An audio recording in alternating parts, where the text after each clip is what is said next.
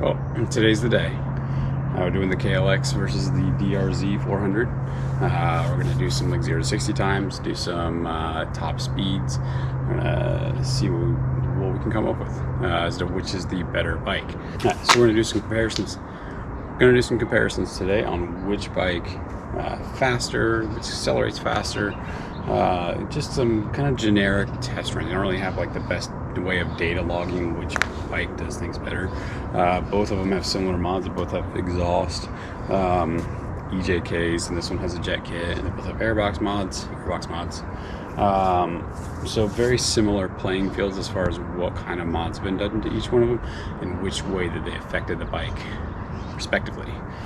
Just looking at the bikes overall, you can tell the DRZ does seem a bit on the bigger side. It does weigh about 30 some pounds more. But when you look at like the tires compared to the tires, the overall stature. Now this one does have a C Concepts low seat on it. This one doesn't because it was low enough already. Because I am a short guy. Try to keep everything as similar as possible. Both of them had the same handguards. Left the factory mirrors on both of them. I had a bag on this one, so I threw a bag on this one just so it wouldn't be like we're skewing the numbers or anything along those lines. Try to do both of them 0 to 60 runs in the mornings, top speeds in the afternoons on the way home from work on the freeway, to try to make sure everything was as comparable as possible. Now I will say the top speed run for the KLX was a ridiculously windy day, so I think I have some other footage where I've basically done some top speed stuff, so we'll kind of edit that and see how they compare to each other. Thanks for coming around, and really enjoy making these. These are two of my favorite bikes. People ask a lot like how did you compare the DRZ versus the KLX? Now that's because I own both of them. Okay, it's morning, balmy some odd degrees. I don't know, like 50-ish. It's supposed to be in the 70s this afternoon, but I wanted to try to get, there's a couple like videos you just can't get during the daytime because I leave right around rush hour. I never got around to making the comparison video between the DRZ and the KLX, like as to the which one's better debate. I don't necessarily know that one's better than the other, but we'll see if we can get some numbers. See if we can find out. So we're gonna take back roads. We're gonna try to do like the 0 to 60 time. We'll probably do top speed on the way back. And those would kind of be like the only real two metrics that we go by. We get some online things for like weight and stuff like that, which I already know that the KLX weighs like 30 pounds less than the DRZ does. So big old blob of black. That's probably all you see. I will say I do love this headlight. This is like the aftermarket LED, and I know you can just buy the headlight and you can wire it in yourself, but I didn't want to like cut any connectors or anything else like that. So I found the company that it costs a little extra, but it comes with like a jumper harness and everything else like that, and it's all ready to go. I'm big on when I modify my bikes not cutting up the factory harness. I just think it's just a nice gesture for the next person, and not be chasing down weird electrical things that the previous owner hacked up. So I like to get as many plug and play connectors as I can.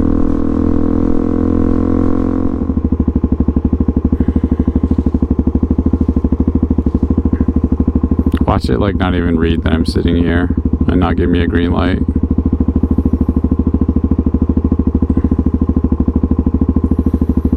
Oh, cool, it didn't. There aren't really any stop signs on this direction, which is why I didn't go this way.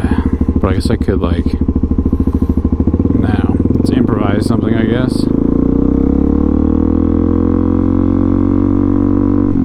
Just pull right up in here. Let this person pass.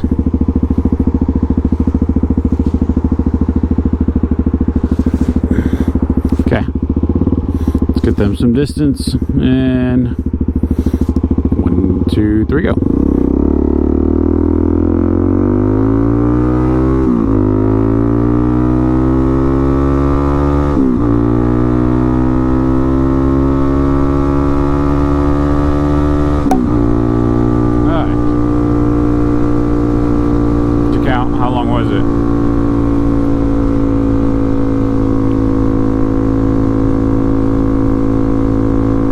Could have done that better. I probably should do like a best of 3 kind of thing, but there's nobody really behind me, so whatever.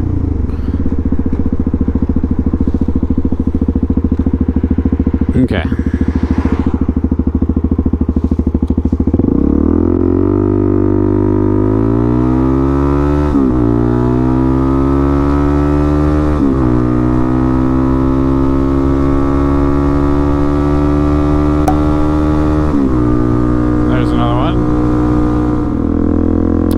Recommendation on some better tires for the DRZ if everybody's got one. I do miss the Michelin Road 5s that came on my Trident. Those are some sweet tires.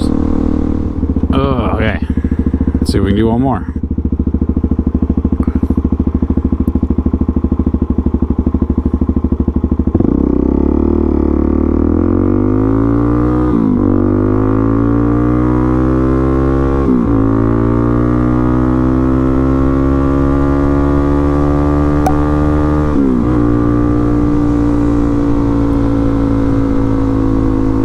The start on that one was pretty bad.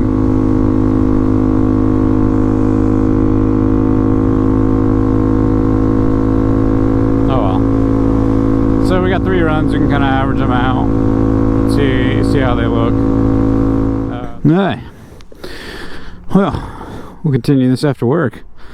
Let's go try to make a couple of dollars today. Okay, so now it is the KLX's turn to do these 0 to 60 runs and the high speed, you know, see what we can top out at on the freeway. Similar supporting mods like the EJK and the exhaust and like the airbox mod and stuff like that. Same kind of stuff you do to a DRZ. DRZ, obviously, they both have Delcovic exhaust and the jets and airbox mods and the same handguards. They both have factory mirrors. The only thing that's a little different is this one has a tail bag where the other one has a tank bag. I don't really think that should affect it a whole lot. I do want you guys to know it's like almost 60 and I'm wearing the same like winter jacket that I was wearing yesterday because I don't want to be like, oh well, the jacket you were wearing yesterday had worse wind resistance, and there's something along those lines. So we're gonna get this thing out of here and go for a ride. I'll try to do the same thing this morning. We'll take the back roads to do the 0 to 60 runs, and then we'll take the freeway home in the afternoon to do like the top speed. You know, I could probably get a 0 to 60 right here. Alright, 1, 2, 3.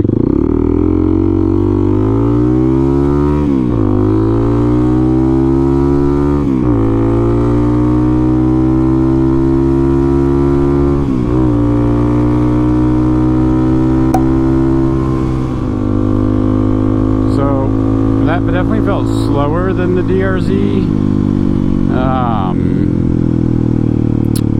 I mean, it just feels wise. So let's try this again right here, because we can get kind of a straight line here.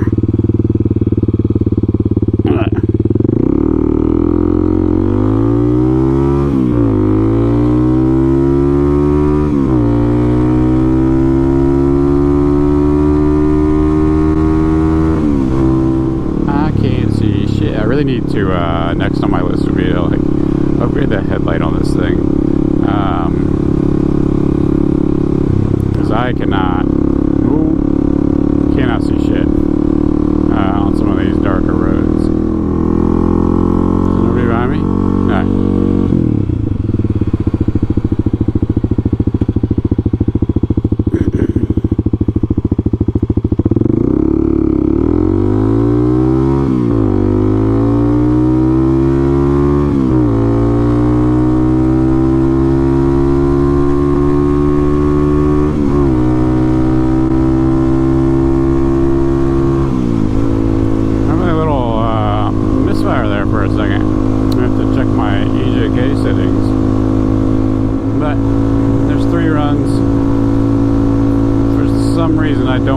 like this was faster than the DRZ was. I definitely feel like the DRZ might have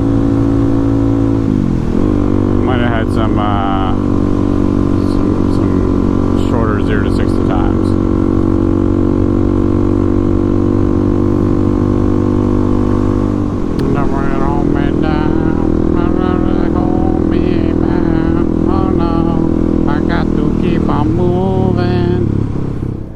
Well, hey, all you cool cats and kittens.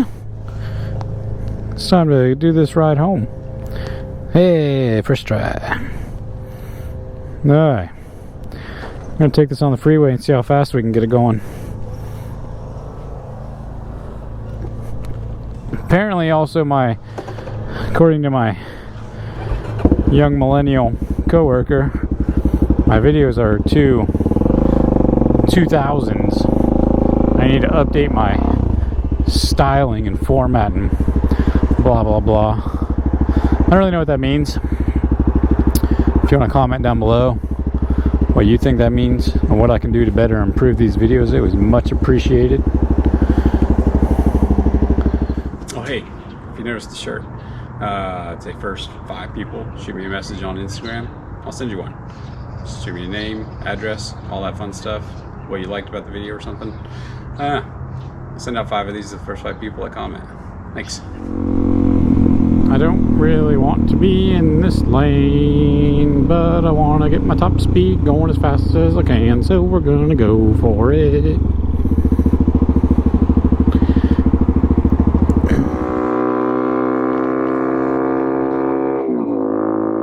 Okay, I believe this is 5th gear, sadly. Let's get over a little bit.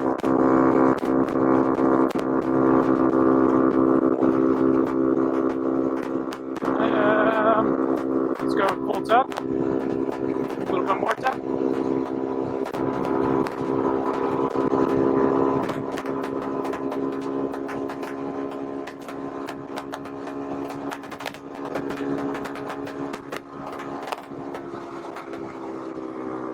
Yeah, 90, and then there's a piece of plywood in the road, so I don't really think it's got much more than that. Alright, well, there we have it. The red light's still blinking, so I'm assuming it's still recording. 90 miles an hour on the DRZ.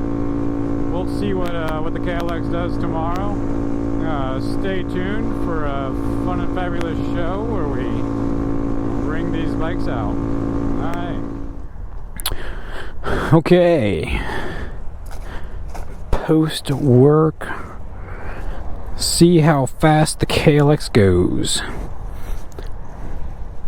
I mean, based on the 0 to 60 riding this morning, I'm not the most confident in its speed. Here I've been thinking that this was faster than the DRZ, but you know, I make that 100 extra cc's might be taking the cake here. That's it.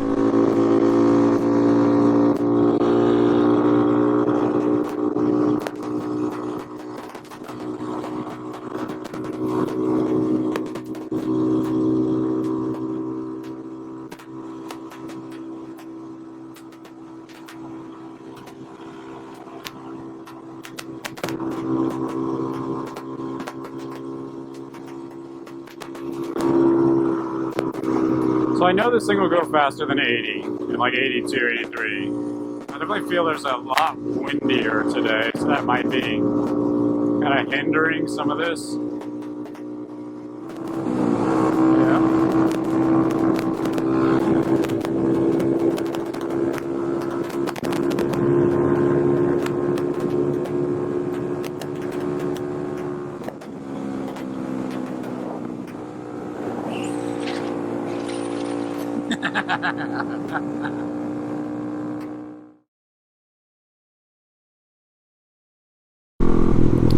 Well, what do we learn today? That the wind is ruthless today. I know I've had this bike up at 90. I mean, I can go getting mid 80s, on the Speedo, but I know I've had this bike into the 90s. So I think the wind's kind of hurting us a little today. So I'd say, I mean, they're probably fairly even on the top speed. I mean, that's all I can really think of. They're pretty even. As far as like the 0 to 60, I'll have to go through all the footage and go through that. We'll find a winner there. I have a feeling it's going to be the DRZ. The wind doesn't really play a whole lot of effect in that, especially where we were at by the lake there, or the river. Here's at this point, cost-wise, you might be a little cheaper into the KLX. I like the small size of the KLX, but I like small bikes. So Slo-Moto for a reason. Slow bikes, just ringing them out as hard as you can. It's fun to me. So we'll get some footage together, make a little compilation of some times, and see what we can do for you here. But realistically, if you're interested in either of these bikes, go ride them. Go find a place that has one in stock, see if you can test ride it, and kind of go from there. Whichever one you feel like fits you the best, you know, they're going to be the same performance-wise. Just figure out which one feels right for you. Well, there we have it. You know, numbers don't lie. I mean, realistically, it all comes down to which bike you feel like fits you better. They're very, very similar when it comes to speed, acceleration, top speeds. The KLX definitely has a lighter feel to it. The DRZ feels more like brute force torquey. So it just really depends on which one feels the best to you. If you get a good deal on either of them, you're not going to be upset. They're both amazing to ride. The aftermarket is amazing for both of them. DRZ probably a little bit more so, just because it's been around for 20 some odd years and never changed. So everything works. Everybody's had any problems that could have been had. They've had it on a DRZ and somebody's fixed it. KLX, you still get into some of the weird things every once in a while, like when you install your EJK, if you turn your bike off from the switch, the next time you go to turn it on, you turn the switch back on, it won't restart. So there's things that people are figuring out. I don't believe there's any big wars available for the KLX300, but there are for the DRZ, so you get a little bit better. You can get bumps and displacement better from this, and you can kind of make these like SoCal Supermoto. They use these for their school bikes. A ton of people stunt them. A ton of people do wheelies and stuff on the KLXs, but not like what it is in the DRZ. Everybody will tell you to part it out when you wreck it, but there's parts available everywhere. KLX is getting there, but realistically, this one was a little cheaper. This one was a little bit more, but it has a whole different feel. The aftermarket and everything else. It's really up to your personal preference. Buy whichever one you go out and ride and you like the best. They're pretty well the same. Fuel injection's great. Carburetors, set it, forget it kind of thing, but make sure you're running on ethanol gas in the wintertime when you're not sitting, it's not riding. But yeah, I love them both. I'll probably keep them for a long time. It's just the DRZ, it's my first Supermoto. Yeah, I really appreciate everybody coming out for the video. Like, subscribe, all that fun stuff, comment, try to push as much content out as I can. We're going into the winter, long sleeves on. So there's not going to be as much riding content. Maybe we'll do some more garage stuff.